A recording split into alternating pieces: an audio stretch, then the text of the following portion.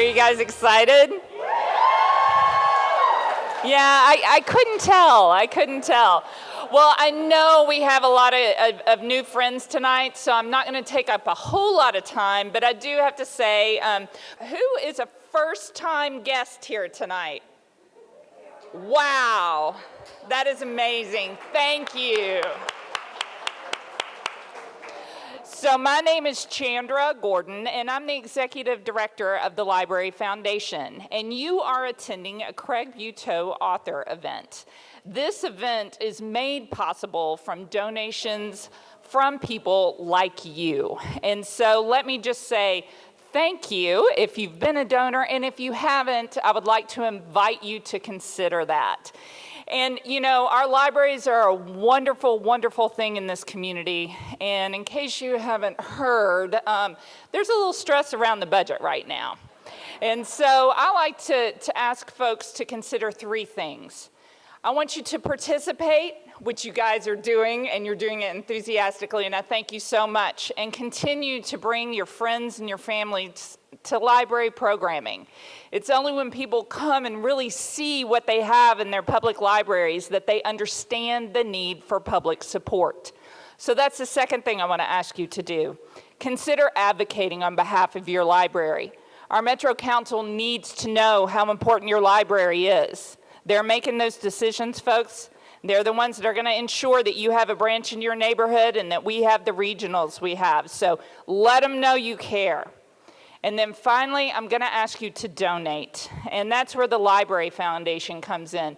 We raise the private dollars that make things like the Craig Buteau author series or summer reading or just the books that are on the shelves possible.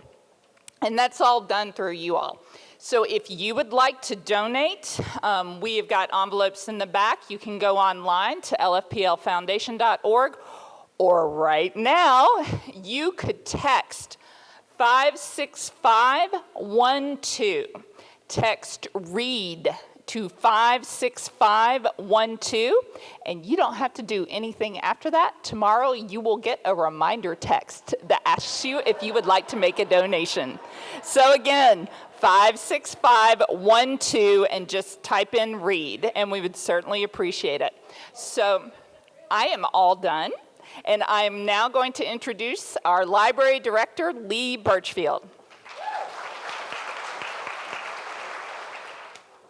Good evening. I'm so glad that you all are here. I'm going to be very brief because I know you didn't come to see me. So first, let me say welcome to the Louisville Free Public Library. It is so gratifying to see so many of you raise your hands to indicate that this is the first event like this that you've come to at the library. I hope it won't be the last, so please come back and see us. I'd also like to take a moment to tell you about a couple of exciting programs we have coming up at the library. On Saturday, October 26th, we will have a preschool carnival at our Southwest Regional Library. We'll have amazing feats from the performing group Cirque Louis, a roving magic show with Tom Causey, hands-on learning with the Louisville Children's Museum, Bubble Fun with the Bubble Car, child-friendly crafts, and Pete the Cat will be there. So come out and see us for that, and costumes are encouraged for that event. Tonight's event, as Chandra mentioned, is part of the Craig Buteau author series. For those of you who don't know, Craig Buteau was the longtime library director here, spent 19 years as library director, and while this series is named after him, he's very much alive and kicking. So I'm always afraid people are going to think, oh, they named the series after Craig. Did he pass? But he has not. So our final installment of the 2019 series is Tuesday, October 29th. Venture capitalist Bruce Gibney will be discussing his latest book, The Nonsense Factory, in which he argues that the entire legal factory, from law schools to judges, bureaucracies, police, and the presidency, is falling apart. So if you want to come back for an uplifting time, hearing about how badly things are going, Tuesday, October 29th. Okay, so one important thing that I have to remind you all of, if you have not yet, after you finish texting READ to the number Chandra gave you, be sure and silence your cell phone.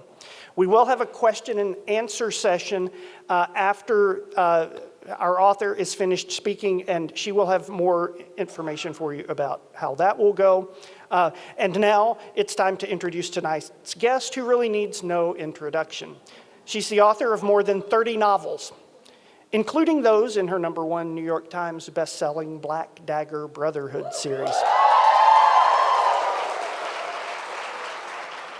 There are more than 15 million copies of her novels in print worldwide, and they have been published in 25 different countries around the world. We also have a fine collection of her books in our collection in both print and ebook form. So if you haven't checked that out, please do. And please join me in welcoming to LFPL for the very first time, the warden, J.R. Ward.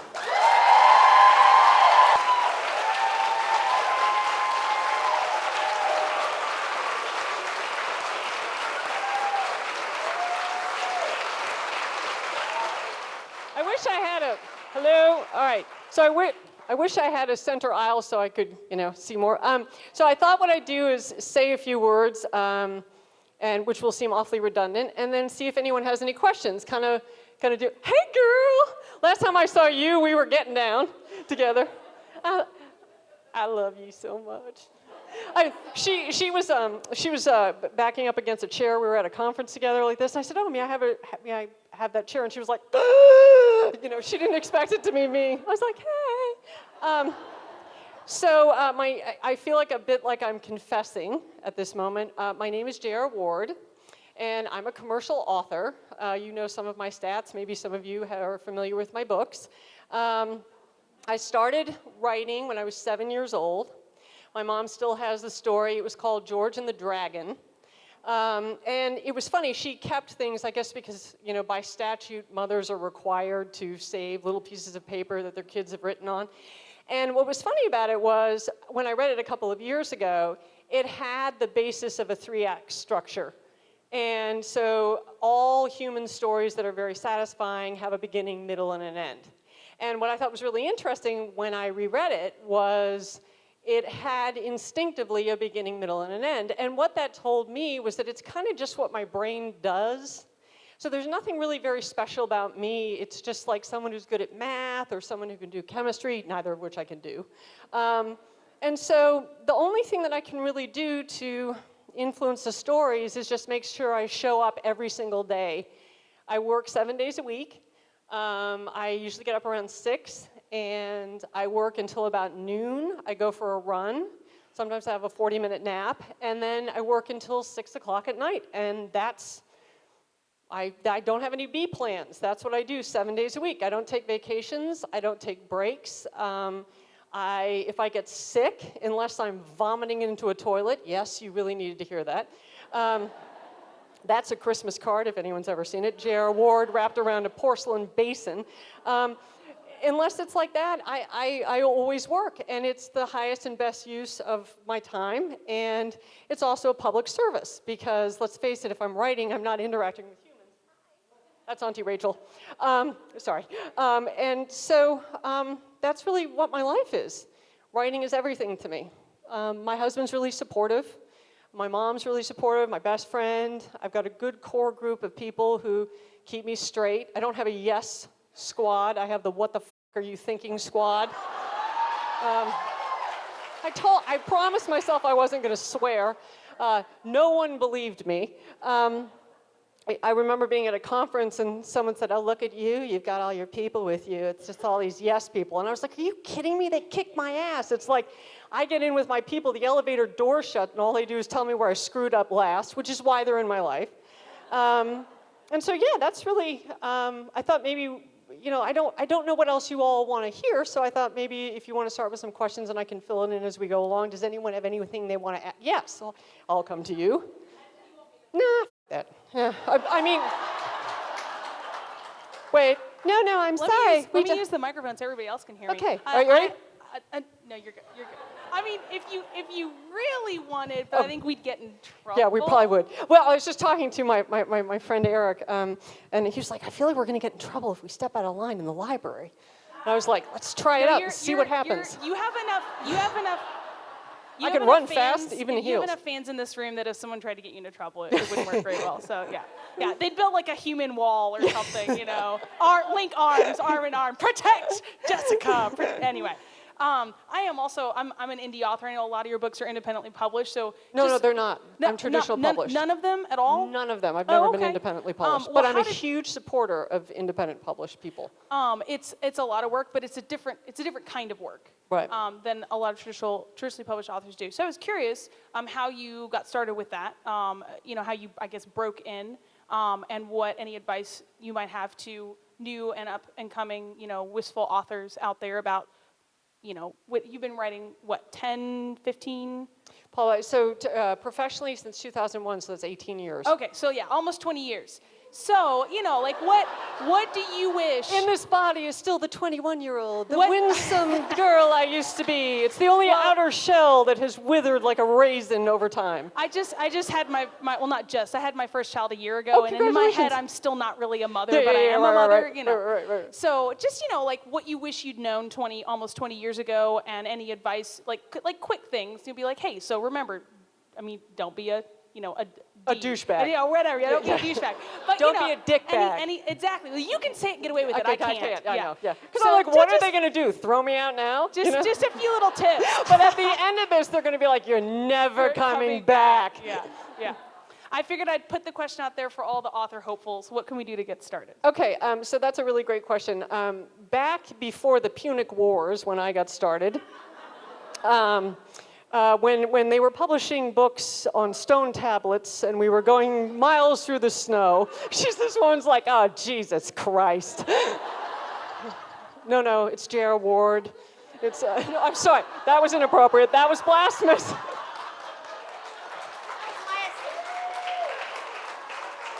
It's not going very well. Okay, I was at RWA. Okay, and they had an Ask Me Anything J.R. Ward thing, which I think they regretted. Sort of like the library will regret this. And this lovely woman said that she had a Facebook group for writers, starting out writers. And she asked the same thing you did. And so my first comment is, you don't have to be published to be a writer. And I feel like I've been very lucky in my career. I've worked very hard, but there's a lot of luck involved. The luck part is what squirts out of my head, and the way I happened to put it on the page happens to have found a large audience. So there are more talented writers than I who have not been able to find this kind of commercial success. So the first thing is, no one needs to give you permission to call yourself an author. You don't need sales, you don't need to hit the lists. All you need are pictures in your head and the urge to put them on the page. The second thing is I think being true to yourself is the most important thing, and by that I mean be true to your voice, be true to your own content. Don't try to write by committee. So I don't have beta readers. I don't get a vote with what the stories in my head do. So no one kind of gets a vote. I think that critique groups can be great for writers, but I think when you're young and you're still finding your way, what tends to happen is you tend to try and please all of the voices and all the feedback that you get from all the people and all the committees and all of the things that that you've passed your material off. And what it can do is it can drain out your own voice, your own vision. And I think we have to sort of stand on our own ground. And I think it's really hard for young writers because we all are trying to find our voice. Everyone goes through the same process. No one has any idea what their voice is. No one has any idea what's the best way for me to publish. The stories in my head. Do I want to be indie? Can I be traditional? Do I want to not publish them at all? And so I think it's just trying to find your own way and use yourself as the true north versus a lot of voices. Because what happens is if you get a lot of opinions, you can lose your own way. Oh, hey. Okay, sorry. But the other thing I will say, and this is the part where you should tell me to go F myself. The truth is I'm a commercial author. Okay, so there are two parts of it. The first part is author, self-explanatory. That's all that crap about finding your voice and finding your stuff and not relying about committees. Okay, the first part, though, the commercial part, means that I compete at a national and international stage for the discretionary time, attention, and resources of people. So I'm competing with movies, streaming services, YouTube, Pinterest, Twitch, Snapchat, Instagram, Facebook, for time and attention. So a commercial writer is a very specific brand of author. And just, what it means is I have a brand so that if someone wants to buy a J.R. Ward book, they know they're going to get Coke because they want Coke. But it can't be Coke because it can't be the same thing every time. So you've got to be Coke plus or minus 10% in a new and exciting and interesting way every single time you put a goddamn book out, right? So my point being is that you don't have to write 7 days a week and take no vacations and do that for 19 years straight. Because that's how I got where I got. I'm not specifically talented. I don't have all the answers. I'm not special. I literally sat my ass down in a chair for 19 years. For the first 10 years of my career, I missed 9 days of work. And you only do that because you are clinically insane and a remarkably unhealthy and unbalanced person who probably needs to go into therapy. Yes, I've been in therapy that entire time, hasn't worked, figure I'll still go, I'm a workaholic. But the thing is that if you are an author who wants to,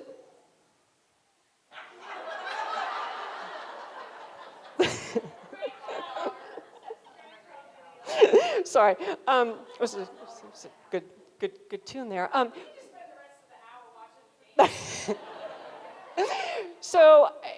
But what I tell young authors is I don't want them to get discouraged if they don't get some massive 7-figure contract. Because the truth is, to get to that level, the vast majority of people, if they don't write a phenom book, work every day for years and years and years. And that doesn't justify me in any more than you are totally justified to call yourself an author. So the only thing I tell people is if you want to knock on that commercial door, a friend's not going to be the one who opens it. A business is going to open it. So drop your emotions at the door, pull in your big girl pants, and if you want to do that, then you fucking own that shit, right? But you're still an author even if you decide you want to go other ways. You don't have to do this and feel, there's no one standing with a clipboard at the door saying, well, you haven't done this, this, and this, so you can't have your author card. You know what I mean? And so my point is that I want to, in a respectful way, make sure that people understand that if you want to go and be in business, it's business. You're going to get fired. You're not going to get treated well sometimes. Things are going to be unfair. Suck it up, because that's the playing field you're on. But you don't have to be on that playing field. Does that make sense? Okay. Well, that's good. Yes. Does anyone else have anything that they'll... Oh, okay. How about you?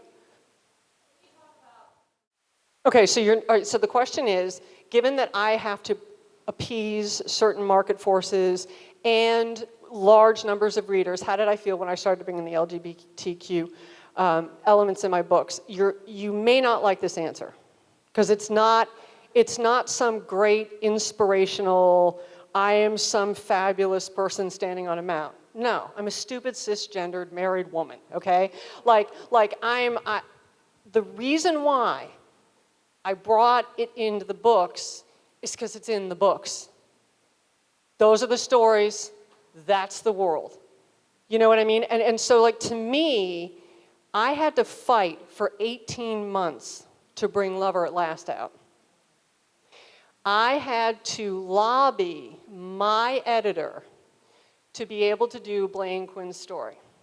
And I'd like to tell you that the reason why I did that was because I wanted social justice, I wanted to raise awareness. I believe in all that stuff. That wasn't why I did it. I did it because they're in the world, and that's what the f happened. Do you know what I mean? And so what I did was, I started banging on my editor 18 months. And this was back 5 or 6 years ago. And we've made a lot of strides, obviously. We still have a long way to go. But it took 18 months until finally I wore her down and she was like, ugh. She's like, fine. So they braced themselves. They thought it was going to tank. At that point, I had enough muscle behind me to be like, no, this is what I'm writing next. Like, you can pound sand or you can get on the train, but otherwise I got nothing better to do than to sit here until you keel over and someone else gets your job and we can do this shit. Okay. But the reason why I did it is because it was the story. It was the people. Do you know what I mean? And what I believe, and it's stupid and it's naive, is that if the story is true, people see the truth in it. Do you know what I mean? And what's great about it now is, this is very interesting to me. So when I came out with Blood Vow, like a year and a half ago, there was no discussion. I was like, I want to do Saxon and Run. They were like, great, do it. And I thought it was interesting that it was such a different experience. I think it was a different experience because my readership got behind Love Everlasting. It's one of the best-selling books of my entire career was that book. And people love those, love that couple. And what was amazing about it was when I said about Blood Vow, the country had also changed. Gay marriage was now legal, so it was very different. But I felt really compelled to just write the story because it's what I saw. And it was beautiful and it was awesome, So does that answer the question? Do you hate me? I want to be a social justice warrior. I want to be at that keyboard being like, I want to be hashtagging shit all over the place, Hashtag. I weigh 128 pounds. There's nothing. I'm not a warrior. You know what I mean? But I do believe that love stories are, love is love. That's what I believe. So does that answer? Did I fail? All right, okay. All right.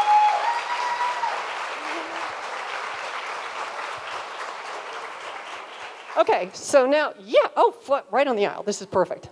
Hi. We drove all the way from Knoxville trying to come up with our question. So, if the Dietrix that shot V is still alive, did she steal the book from the sanctuary?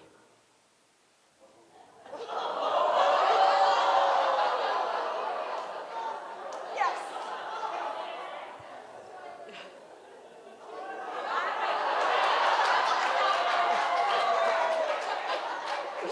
I'm going to have to keep reading on that. It's like, that's it? No, this whole drive was for nothing. How about you and then you? God damn it, I could have stayed home. I'd be on the sofa. We go, just walk my way over here. Go Cards, Kentucky. Sorry, I don't. Oh, thank you. Is that for my baby girl? Oh, this is for my baby girl. Barker's Mark. I'm going to give this to her. She's going to love it. Thank you. She had to go to the vet today. Yeah, thank you very much. Oh, I appreciate. Well, you can give my dog stuff and only. Oh, hey, boo. One's like got my ass in her phone. That's literally the only time I filled out my dress is like this. Did you have a question? Oh, that's very kind. Thank you. Oh, sorry. Thank you very much. Does anyone else have a question? Oh, all right. Okay. I'm coming. All right, here we go. Okay, I'm ready. It's not really a question, but I noticed on Facebook you had posted that you caught yourself once when you messed up Butch's dematerializing. You actually did it twice. I caught it last night when I reread your book. Yeah, Blood Truth. You did it twice. You did it once when he popped into the field with Boone, and then you did it a second time. You did it twice because I double-checked because I made a comment about it. On behalf of myself and the Brotherhood, I would like to apologize. I will guarantee you more mistakes will happen like that. But I will tell you, there's a lot of Butch in the center, and every time he shows up, I was like, not tonight, no dematerializing. I'm not getting raked over the coals again, so I'm so paranoid now. But I thought it was funny because I remember reading it, you said that you did it once, and you caught it, and then I saw it again. Well, so then actually I did it 3 times because we caught it at the end.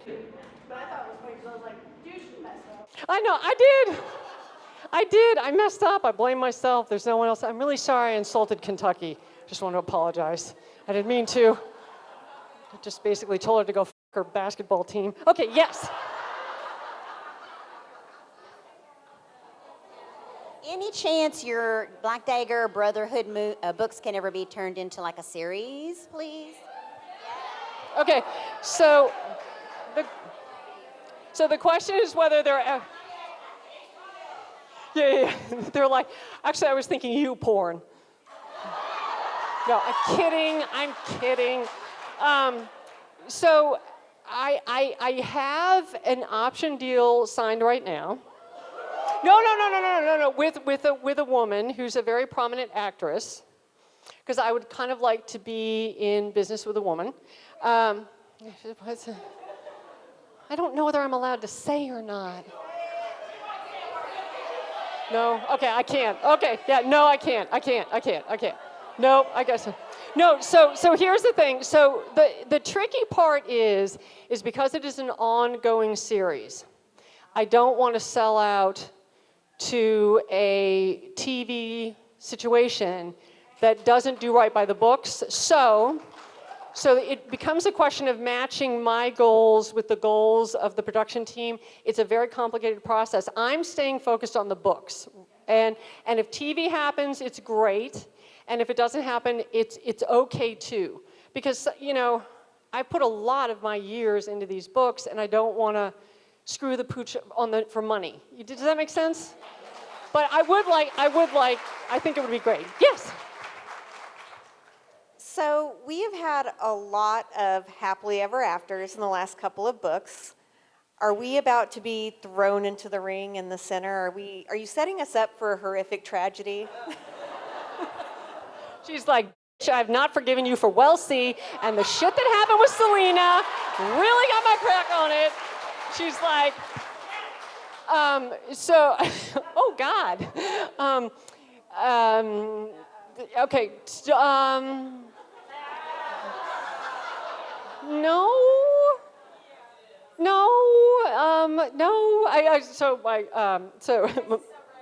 I know. It's all gonna be fine. We're gonna get through it together. It's gonna be fine. No, all established couples remain couples, and none of the established couples die. Okay? Okay. Established couples. I'm really sorry I disrespected the cats. It's only because I'm jealous, because you guys always beat us, and I'm bitter. Okay? I miss Payne. How is she? So Payne is great, and actually what I was thinking about doing is there are so many people that I want to update folks with and like what they're doing in the world and everything that I'd like to do some vignettes that give people updates on like Payne and Manny and like Fury and Cormia, and are they having a kid and that kind of stuff. So Payne's doing great, and I think it's time to get some females in the Brotherhood. Now, I will tell you, it will still be called the Brotherhood, okay? And they're gonna be brothers. They're gonna be women who are females who are brothers. And if anyone has a problem with that, you can take it up with Wrath. That's where it is. And I am not gonna get in the middle of this fight. Yeah, no, I'm really excited about that. Yes? So I'm not trying to get spoilers, but my question is, I feel like Boone and Sin are kind of their anger issues were left unresolved. Are we gonna get those resolved eventually? Yes. All right, so Boone and Sin's got a lot of issues. And they really come out. Lots of things come out in Sinner. You're gonna see a lot of him. I love my job. It's a good job. Nice job. I think you're going to find that Boone, it's really Butch and Sin who end up having the issue.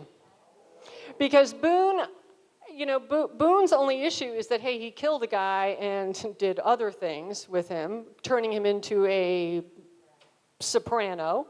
And so it's really more about Butch and Sin. Yeah.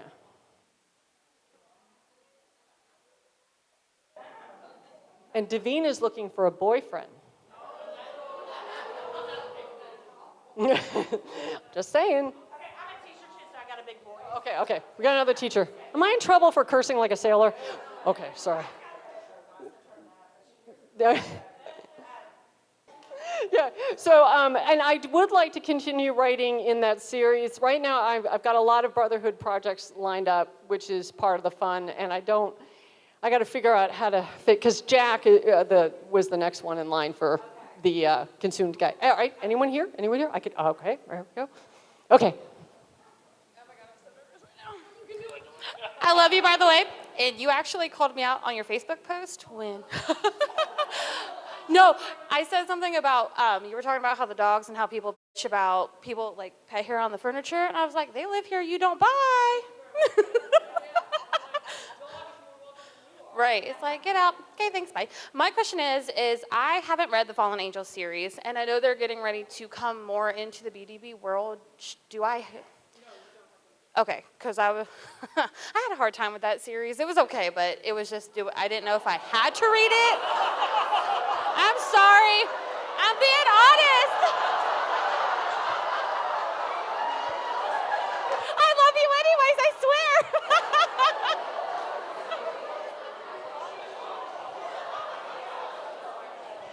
She's like, okay, they really sucked, and if I have to read them, I'll suffer through it. No.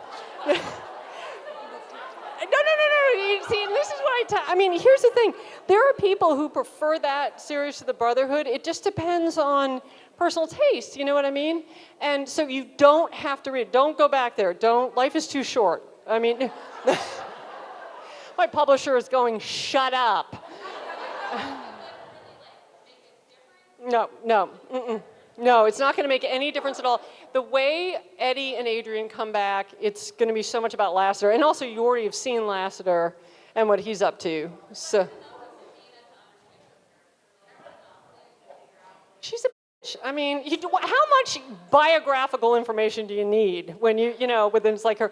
And what you're going to do is you're going to she really comes out in the center, and you're going to get updated on where she's at and where she's going to go and what she hopes.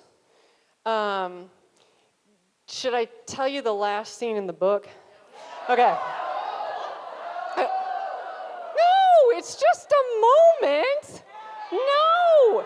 Okay, so you know how there are twin bridges in Caldwell? So the sinner, and I love this. So lots of things happen, and things happen. More things happen, and then bad things happen, and then worse things happen, and then someone gets a blowjob, and then I'm just being honest. And anyway, so at the end, though, what happens is Davina feels reborn, okay? So you remember how she had all those clothes in her lair? So she goes and puts on a white wedding gown.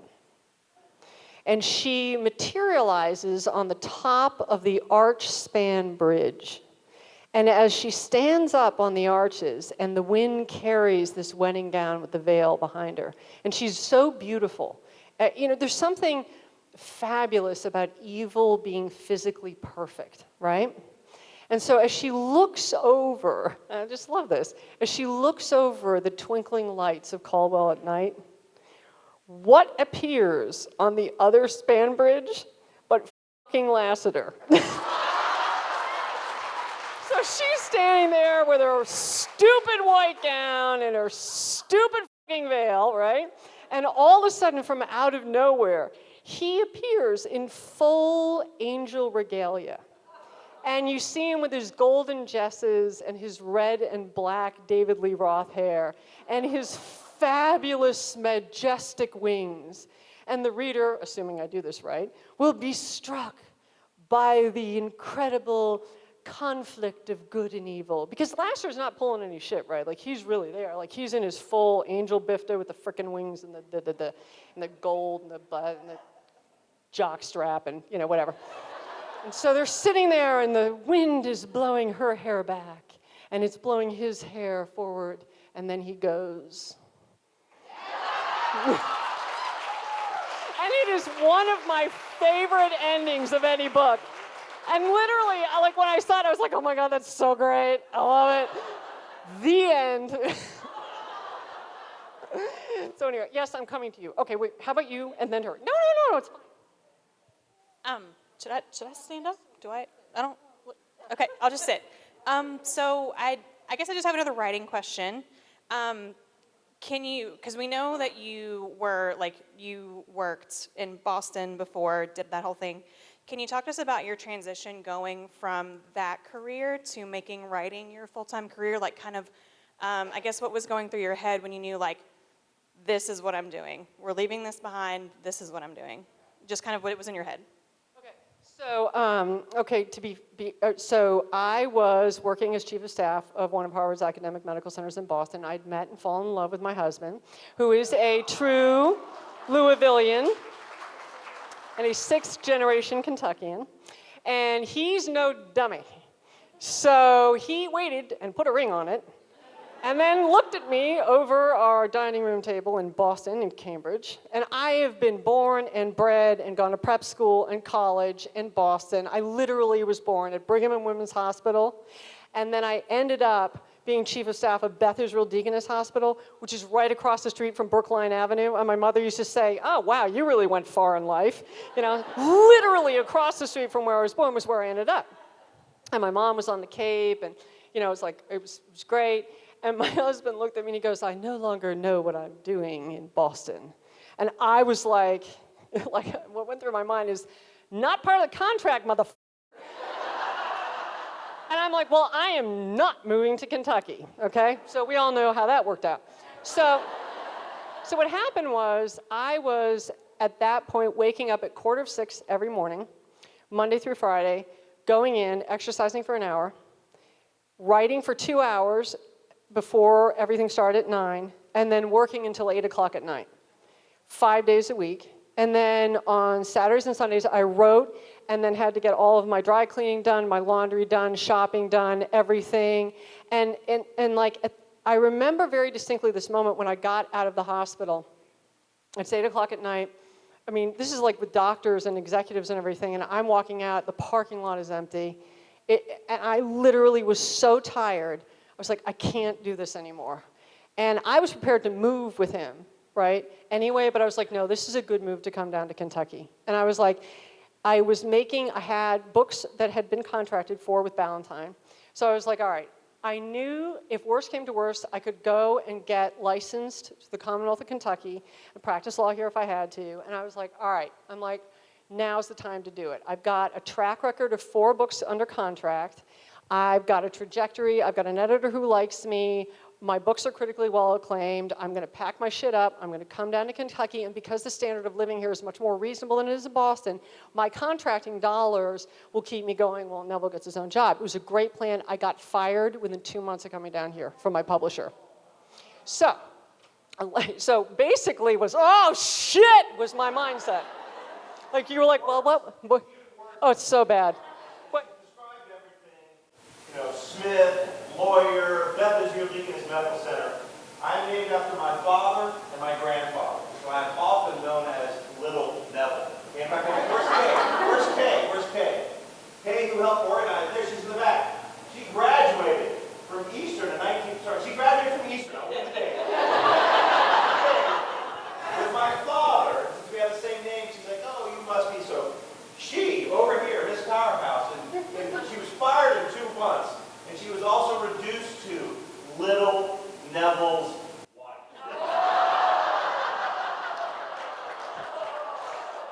Okay, so I'm gonna steal. Now, when I drop off her Rolls Royce that she paid for service, they say, hello, Mr. Bird.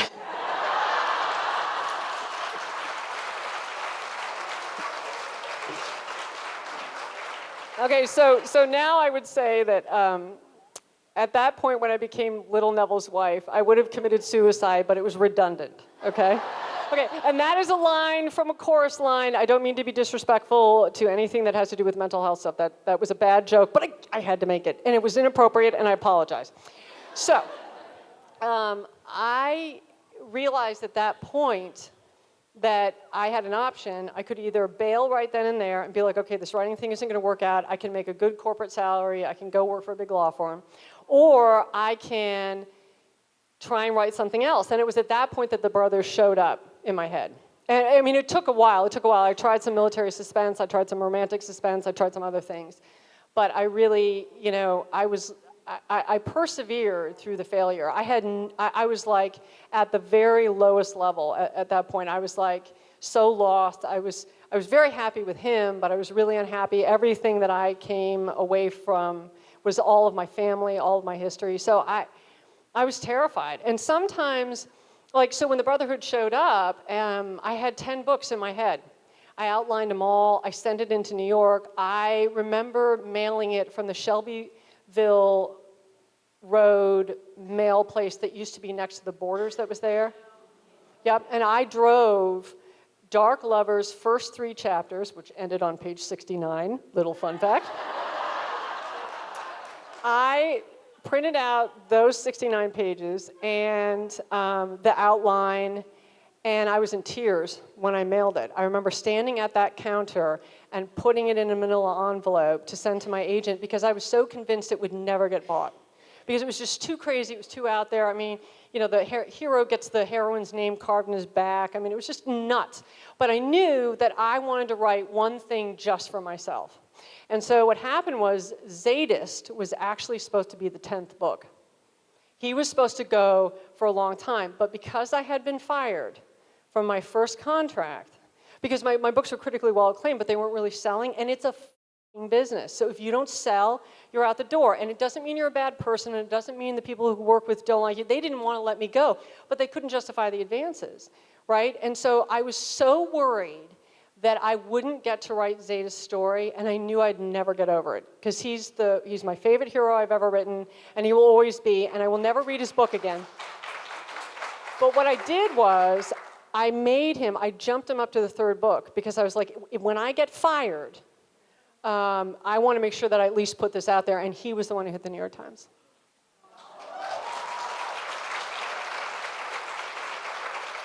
So, and I think that, hello, you were the one that Jesus Christ me earlier. I think you deserve the microphone. Oh, well, thank you. So I've been to a few of your things, and I always thank you for writing strong, queer characters, which someone already went on.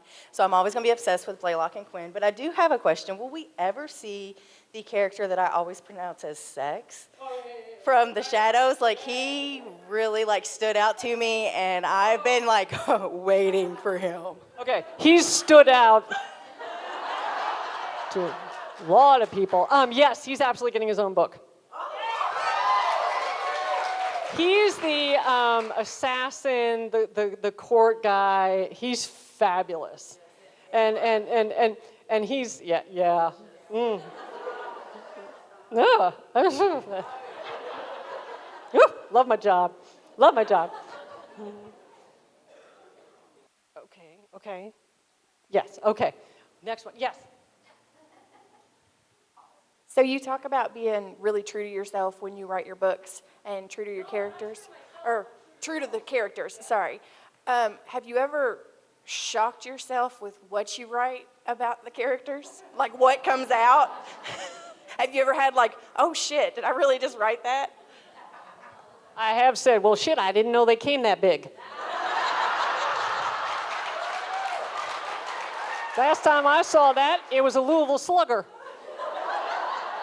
I think it's going to hurt afterwards, but it's going to be worth it. Have I ever shocked myself? Yes. Fortunately, Vicious has never f***ed a sheep. So let me think. I think some of the stuff that was in Zeta's book made me so uncomfortable, I found it physically painful to write. When Wellesley got shot, that scene of her outside the gates waiting to be let in with the young female, the John Matthew, that to me was horrible. There have been a lot of scenes that have really bothered me. There's one with Sin in this book that I found so disturbing. I put off writing it for 6 weeks because I couldn't bear it. And then I had to, do you remember Daisy of Love? It was this reality dating show from 2007. I had to play Daisy of Love on Amazon Prime for free. Otherwise, I couldn't. I needed to have something that reminded me that there's it was so dark and so upsetting. And so, yeah. But here's the way I look at it. So I'm nothing special. I'm just the first reader. So the stories come down, they get filtered through, and I figure if I'm shocked, if I'm laughing, if I'm going, oh, Not that I do that very often, but you know what I mean? Like if I, like with Lasseter and the Golden Globes, right? So let me paint a picture for you. So there I am minding my own business and I'm typing and I'm sitting behind my and I have a very unfussy computer and I don't have internet on my writing computers and I don't want any distractions, no notifications, don't push notifications off, leave me alone. And so by the way, I've just noticed they've closed all of the doors in the back of this room. There's like an echo chamber out there. Anyway, and so I completely forgot where I was saying. What the was I? Oh yeah. So here I am. I'm minding my own business and I'm typing, and it's that lovely part at the end where everyone's okay, we're all together, and I see Sarah go like this, and all I can think of as she does that, because I see it like movies. So the way it works for me is like I can watch it like a movie, or I can step into Sarah, see out her eyes, see what she sees. I can step into anyone else who's in the room, their eyes.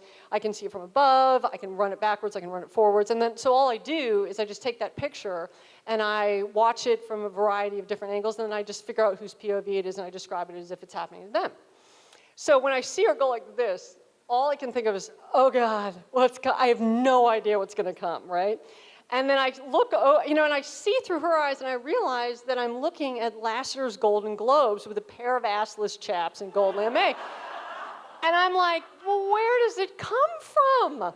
I was like, and at one point it was like totally organic to like what he would do, but I'm like, where's that? And that's why I don't experience it like I create anything. Because it's a series of discoveries that happen while I'm watching these images and these scenes in my mind. Does that make any sense? Yeah, so I usually didn't. Okay, good, okay, yes. Yeah, so Eddie and Adrian are going to be coming soon, and you'll be seeing them. And no, you don't have to read The Fallen Angels.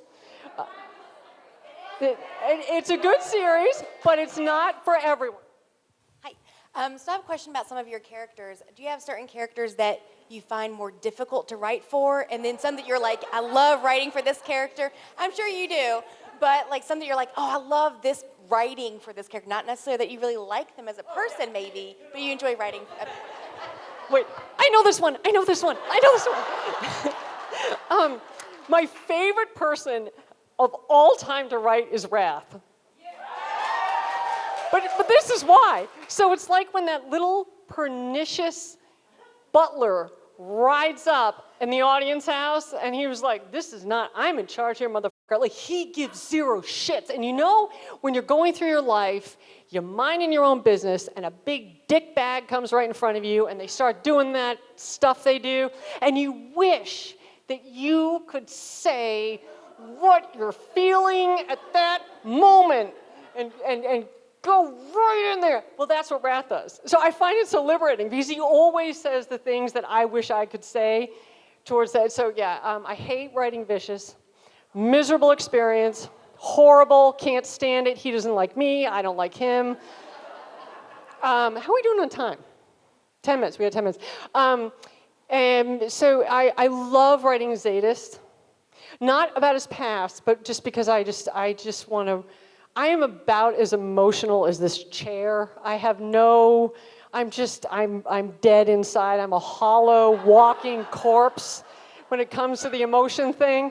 But like Zadist, I just want to wrap him in this. He actually girls me out because I just want to like wrap him up, But I figured he'd be like a polar bear and eat me if I ever did, And yeah, no, so you have I have different relationships with all of them, Ooh, a Black Dagger Brotherhood Monopoly game. Oh my God, you could move body parts around. I'll take the decapitated head, here's an arm. Yeah. That's a great idea. Yes. Hi. Okay, so I don't remember the exact book, and I don't remember the Chosen that did this, but one of the Chosen was poking around in the records of the Brotherhood and who their fathers and the lines. Somebody read Vicious's history and noticed that his father's father was not listed. Is that significant in any way? It is? Do we get to find out? No!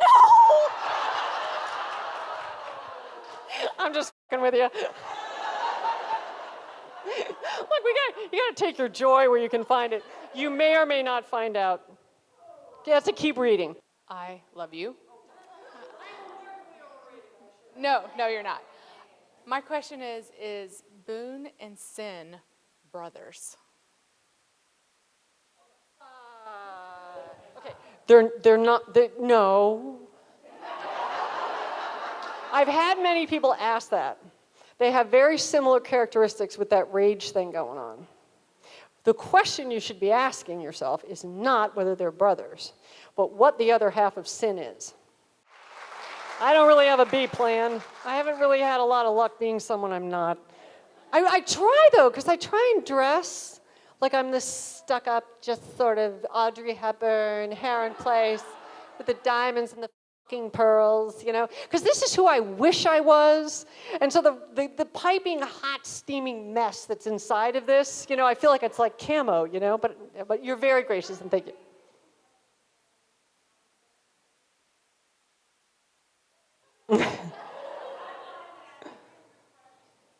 Well, yeah, I probably should. So my kid is classier than I am. I embarrass her. I should not curse. She calls me out on it. And, you know, I think if you are honest with your kids, you can't really go wrong. And if she ever drops the F-bomb, I would kill her. It's a total double standard. Yes. Will the Brotherhood and Wraith, of course, ever find out that John Matthew is reincarnated from Darius? They will not. So no one. So John Matthew. So here's the thing. When the scribe virgin made that agreement with Darius, and the token of sacrifice and never knowing and all that stuff, when Lassiter takes over from the scribe virgin, one of the things that he says is that he can't, if you read Trez and Selena's Part 2, which is Where Winter Finds You, which comes out in November. So it's their Part 2, so you're gonna get this second part of their story. One of the things that Lassiter says is he cannot undo the deeds of his predecessor. So he cannot enter the world and bring Wellesley back with the sun. He cannot go in and affect, you know, the scribe virgin wasn't going to cure Wrath's sight.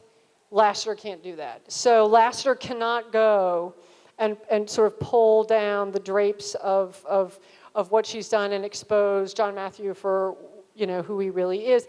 And I think it's a good thing because it would so completely destabilize the relationships within the world that it makes sense. You know what I mean? Yeah. So one more would be great. Sorry, I'm sorry. Make it a good one, mother. Since you didn't answer my last one, I figured I should get another shot. Okay, that's true because in Cincinnati you ran out of the room. So that was the one where I asked if the mansion was going to get sacked, and you were like, and you ran and you left. Yes. So is Lash going to have all of the Omega's powers? You're getting ready to get it again. Way to go, Archie.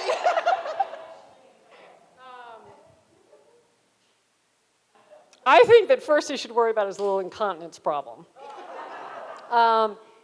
Yes. But I think what's going to happen, I don't know. Yeah, I would imagine he is. I would imagine he is. The question is he going to be even stronger? And how does that work?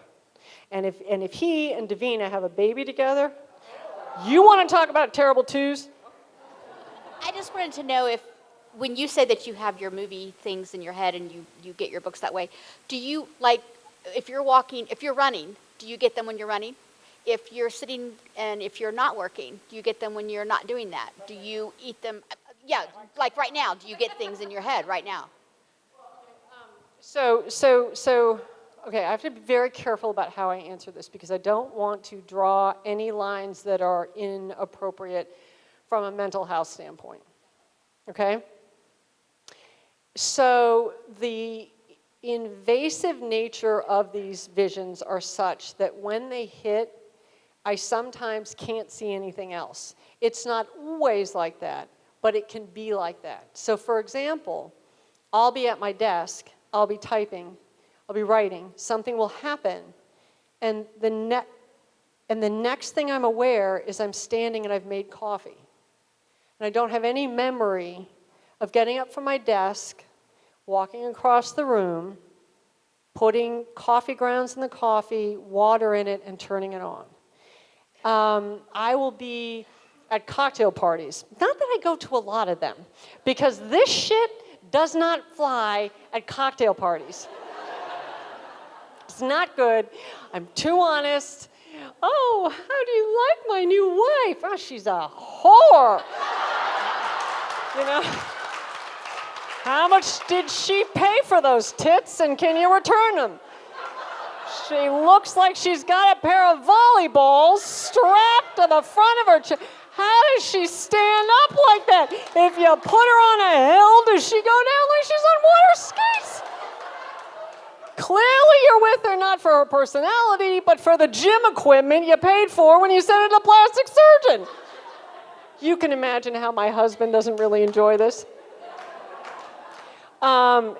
So what'll happen is, like, my brain right now is so engaged with the questions and everything, I don't think there's enough bandwidth to really, on occasion, there have been a couple signings when people have asked me something, and it's clicked, and I freeze, and I got nothing.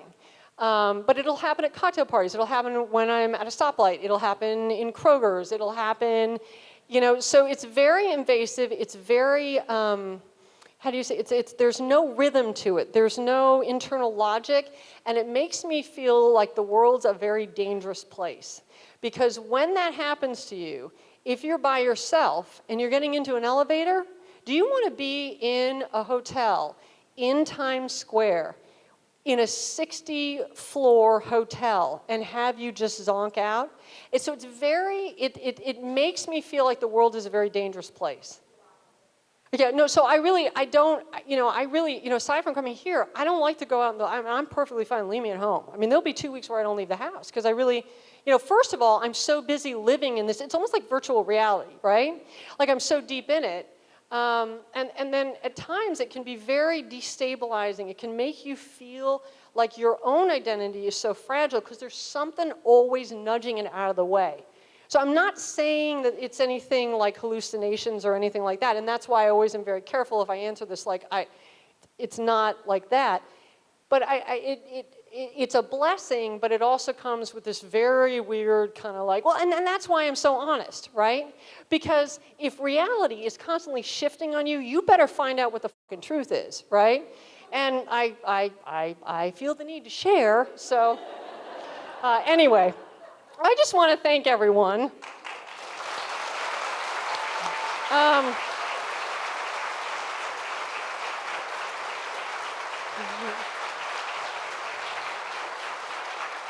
really grateful that you like the books. I'm really grateful for your support of the Louisville Free Public Library.